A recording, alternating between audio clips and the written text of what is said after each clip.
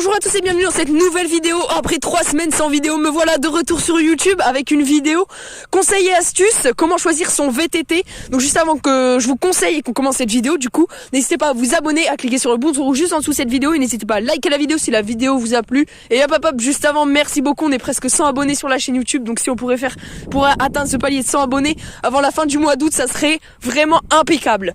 Allez, on commence dans le vif du sujet. Dans le VTT, il existe 3 disciplines. Le cross-country, l'enduro et le VTT de descente.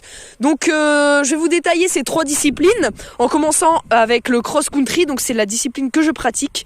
En fait, le cross-country, c'est dans des chemins avec pas trop de difficultés. Donc, des chemins de campagne, un peu de forêt, sans trop de difficultés. On peut bien s'amuser avec cette discipline. Et avec dans cette discipline, je recommande bien sûr un VTT semi-rigide. Donc, comme vous avez en face de vous sur votre écran.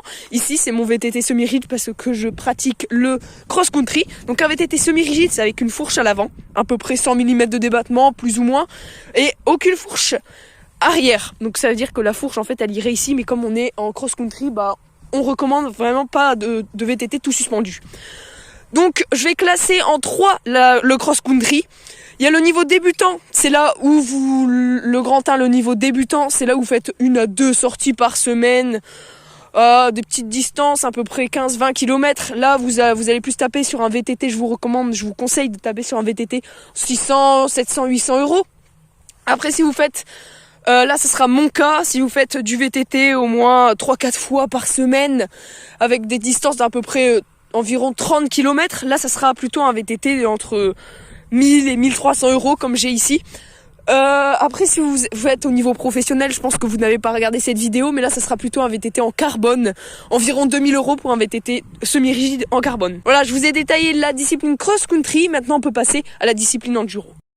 Donc l'enduro, c'est notre grand 2 de notre vidéo. L'enduro, là, c'est dans des chemins avec des petites difficultés quand même. Là, on va plutôt taper dans le VTT. Là, ça va être bien technique quand même. Dans des monotraces, ça veut dire une trace, en fait, ça va pas être large. Une trace avec des petites difficultés quand même. Là, on va taper dans vous avez encore le choix, mais on conseille quand même, je conseille un VTT tout suspendu. On va pas taper dans le gros débattement, donc on va toujours rester dans les 120 mm de débattement avec une fourche du coup, comme c'est tout suspendu, une fourche qui va arriver là. Là, ce sera plutôt un VTT, donc si vous faites de l'enduro 1 à 2 fois par semaine, ça sera là quand même dans les 1200 euros le VTT. Après, si vous faites 3-4 fois par semaine avec des sorties à peu près 20 km, parce que dans l'enduro c'est un peu plus compliqué, donc les distances seront plus courtes. Là, on va quand même taper dans les presque 2000 euros. Après, au niveau professionnel, là, ça sera dans les 3000 quand même euros parce que on rajoute un grand budget quand on prend un tout suspendu. Parce qu'il y a quand même une fourche en plus et du coup, au niveau d'ici, c'est plus attaché au cadre directement, ça sera attaché à la fourche. Donc c'est pour ça qu'on rajoute un beau budget quand même. Là, je vous ai détaillé l'enduro. Le VTT de descente, là, ça se pratique en montagne parce qu'on descend tout simplement. Le VTT de descente, là, ça sera plus cher, mais je m'y connais un peu moins, donc je vais vous donner moins de détails.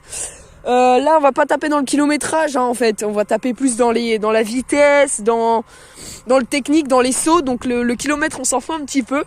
Mais là, le VTT de descente, c'est un plus grand débattement à la fourche avant. Ça sera au moins, 160 mm de débattement. Ça va jusqu'à plus de 200, je crois.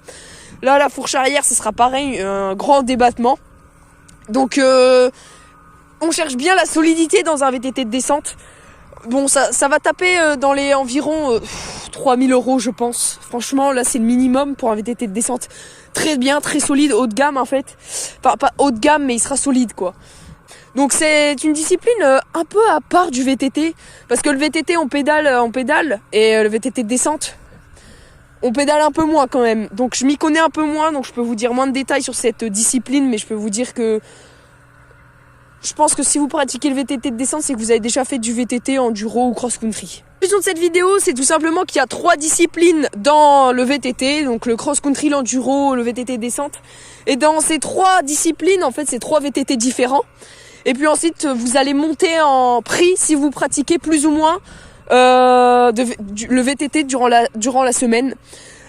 Sinon, je pense que j'ai tout dit sur. Je pense que je vous ai bien conseillé. Je pense que j'ai dit pas mal de trucs pour que vous achetiez le meilleur. Vous achetiez le meilleur VTT pour vous, qui vous convient le mieux. Sinon, moi, je vous dis à plus pour une nouvelle vidéo. C'était Louis H. Ciao.